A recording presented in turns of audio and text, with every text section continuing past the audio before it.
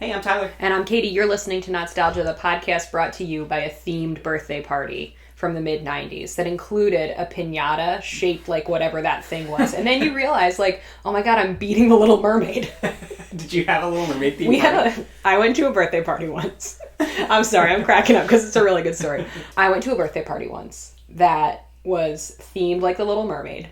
And there was an aerial piñata, right? Very exciting. We're like, probably. Yes, I'm so excited. And then we start hitting the piñata, which, you know, you're like, all right, I'm going to get candy. Like, it's worth beating this fish lady to death, I guess, to get this candy. And then she wouldn't break. And then the dad had to take a handsaw and just saw her in half.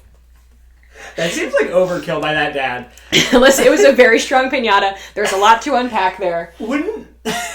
As an adult now, Yeah. I feel like I'd hit it with a hammer, maybe. He tried. We all tried. He couldn't break it with a hammer. The dads were hitting it with the bat. Wow. It was a very strong piñata. Saw it. Those dads were probably thrilled. They're like, yeah, get the saw. So your birthday parties, Kate, did you ever have a pop culture themed party like that? No. Yours were always more general? So we always had, and bless my mom for this. Mm-hmm. Listen, she was a very creative lady. Still is. She's amazing. She's still alive. She's a very creative lady. And one way that she applied her delightfully creative worldview was by these themed birthday parties. But they were never like commercially themed. So what is a theme you may have had? Hats. You had a hat themed birthday? Yeah, everybody brought their own hat and they would make a hat, right? So it would be like, oh, who gets a prize for the tallest hat and the funniest hat and the hat with the most animals. So, you know, that's very but my clever. mom would see like who was wearing what and then make the awards. Wow. Usually around the Olympics, we would have some kind of Olympic themed birthday party, but then my mom would save the decorations for like when my little sister was coming up and it was Summer Olympics? Summer Olympics. 'Cause you're winter. Oh, yeah. That's clever. We had like an animal themed birthday party. This is smart because one, I can't believe I'm saying this, but this is how much I've grown doing this podcast. It's not commercially themed, you know? And two, you don't have to go buy all the branded paper plates. My mom loved a pop culture marketing devil themed party. I had the Rugrats. I had a Barney birthday. I think we talked about that in our Barney episode. Yeah, before you could even talk or articulate. Yes, I had a Where's Waldo cake once at a Waldo themed nice. birthday party. That's at least a book, you know? Yeah. This is kind of related. This conversation sometimes at the beginning is not related at all to what we're doing. This is going to be related slightly because the game we're going to play today, have you ever played it? It's called Sonic and Knuckles. No. You did play Sonic the Hedgehog 3 not too long ago. I sure did, and then that little man was in the background. Knuckles. Yes. Yeah, so Knuckles, the echidna, right, he stole your emeralds. You didn't get very far, so you didn't see what became of that. Yeah. Did we figure out if they lay eggs? No, we never... So while I was editing the Sonic 3 episode the other day, it was right after I edited the Mario 3 episode, and in Mario 3, all you did was Google Tanuki facts, and yet when we did Sonic 3, you speculated wildly about echidnas. You had a lot of questions, but you didn't Google it once, so let's solve this one. I just Googled it. Do echidnas lay eggs? Echidnas, sometimes known as spiny anteaters, belong to the family Tachyglossidae in the monotreme order of egg-laying mammals. There we go. The 4 extant species of echidnas and the platypus are the only living mammals that lay eggs and the only surviving members of the order Monotremata. So, Kate... Look, I can view this in 3D. Look at that thing. This game is Sonic and Knuckles. It was released worldwide everywhere at once on October 18th, 1994, the same year as Sonic 3, which was out in February of that year. And long story short, everything that's in this game was supposed to be in Sonic 3.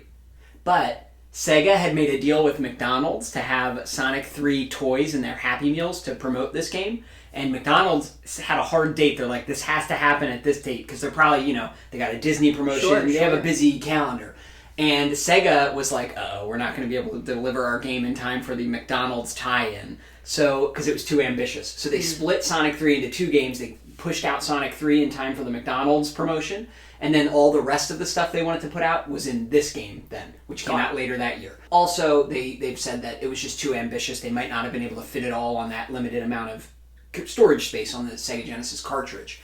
So in this game, you could play as Sonic or Knuckles. So you could not play as Knuckles before. He was just a villain in the Sonic 3 game. Okay. Now you can play as him. Knuckles is... Has he been rehabilitated? Sort of. And now he's, in 2021, when we're recording, Knuckles has since then become a character in all these games. He's a hero character now. It's kind of like Piccolo in Dragon Ball Z. he was a bad guy, and then he became a good guy. And then right, exactly. He was like an anti-hero, Vegeta does it, whatever. So, Knuckles' thing is that he can glide. I'm gonna have you play as Knuckles today, because you already played as Sonic. You know what that's like. You've done it 3 times now. But Knuckles is the new character here. You can glide around, and he can grab onto edges and climb up them. So it changes the gameplay a lot from what you would do as Sonic. They're switching it up. Okay? And the stories of this game take place right after Sonic 3. The best thing about this, though, here's the cartridge. Okay. The top opens up, and you could put the Sonic 3 game into it, stack them double deck, and put that in your Sega. And if you did that, so you could just play the Sonic and Knuckles cartridge by itself. Okay. And that's a whole game. That's what we're going to play. But if you put Sonic 3 in it, Sonic 3 would open, and it would have all the content Sonic 3 was supposed to have. It was called Sonic 3 and Knuckles. So this kind of, by combining both cartridges, you could play the whole game. Okay. And as a kid, I was just fascinated by this weird technology that you could put one game in another. I'm really glad that you were. You could even go back and get Sonic 2 from 2 years before and put that in there and play Sonic 2 as Knuckles, which is like the everlasting gobstopper. This technology actually existed prior to this by a few years on this thing called the Game Genie, which was like, you could put this in your Nintendo and then put a Nintendo game in it, and it let you cheat in the games. Like, it would unlock all these cheat modes. Nintendo sued the Game Genie. It was an old thing. They didn't like this. But Sega kind of took that idea and ran with it. And again, just really cool that you could stack it. Here's the cover. I like the art. You like the cover art? I do. The little emblem. It's very minimalist. And the reason this ties into our birthday conversation earlier, my cousins had a Sonic and Knuckles themed birthday party probably the next year in 1995, I'm going to guess, where we had... I cannot find a picture of it. I'm very sad I can't. I wanted to show you, but they had a Sonic Knuckles cake. They probably had all the plates. When this game was released, MTV and Blockbuster teamed up. This is the most 90s sentence, I think. MTV and Blockbuster teamed up with Sega to hold a tournament for kids to play this game, and they did it at Alcatraz in the cells. Why would they pick Alcatraz? They broadcast it on MTV. Kids all right, in jail. So here's what we got. We got MTV. We got Blockbuster. We got Sega. We got the prison industrial complex. It's the 90s! Like, what are we talking about? Oh my gosh, look at all these little animals. Yeah, Knuckles is just living Look, on he's just island. resting under some mushrooms. Oh my god, what's that? It's a bomb from Dr. Robotnik. Oh my god. Notice that Dr. Robotnik brands all his stuff. It's got his little face on the bomb. Yeah, it's a marketing devil. Look, that echidna was just trying to rest. Probably gestate his eggs. I don't like these mushrooms very much. Dancing mushrooms. I usually like mushrooms, but I think it's the ones that open and close. Oh, it became so fast. There you now go. Look, I'm zooming. There's a lot of pollen in this world. But oh, this mushroom was an elevator. How was I to know? What? I was just trying to walk. The spikes. Is this a good mushroom or a bad mushroom? It's bad. Oh. Hit it again. I got claws. Look, I'm punching these bees. Oh, look, what's that? Oh my god. I'm not doing anything. I'm not hitting any buttons. I'm just letting the world take me. You do have to hit a button. Take me where you will. You gotta go to the left up here. Jump off your pole, out. Grab that thing. What's that? Go down and then up. What? Just keep doing it. Look, go up. Alternate. What am I doing? This is like some kind of Archimedes screw. I don't want that. I know what a simple machine is. Tell me what to do. I'm an echidna. Why am I swinging so much? Let go at the apex of your... This is a big pollen area. What's that? Oh, look. Why was I touching all these jalapenos? Look. Gotcha. I think you may need to spin dash out of there. What? That thing, yep. Down and charge up. There you go. Look, I Jump. became a man. I'm going to hack this computer. I'm a super guy. I was just delivered by a vine. Oh my god, oh my god, oh my god, oh my god, oh my god. Again. Look at those beautiful birds. I have a ring. Look how fast I'm going. I got 11 rings. Nice. Oh, that screaming robotic chicken just blew some wind at you. Hey, chicken. Fly away, get the rings. Don't hit the spikes. Look, I'm parasailing. I'm really punching a lot. Me desperately digging my way out. I don't have any rings. Oh, no, I do. There you go. You're safe. I'm just not hitting a button. You fell to your death. So this, I think, was actually my favorite one that I played. Of all the Sonics? Yeah. Why is that? I don't know. Maybe I just don't like Sonic, and I like his friends better. That's very possible. I think Sonic's kind of a punk, and I think Knuckles might actually be an eco-terrorist, which I'm into. Even though we only got halfway through the first level, you fought a robot who was cutting down your trees. Yeah. And you destroyed him. He just seems like a guy who wants to live in peace on his mushroom island. The mushrooms were a weird choice because it kind of is confusing with Mario and this echidna. Very good point. I'm rooting for any mammal that lays eggs, you know? Like, that's just really what it comes down to. Hedgehogs don't lay eggs, right? No.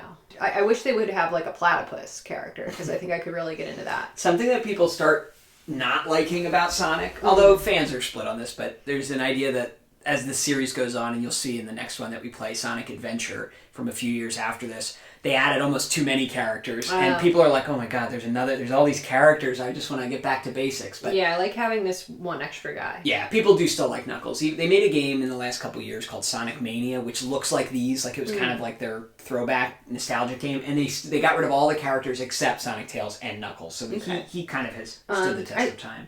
I didn't really like the small mushrooms that were like.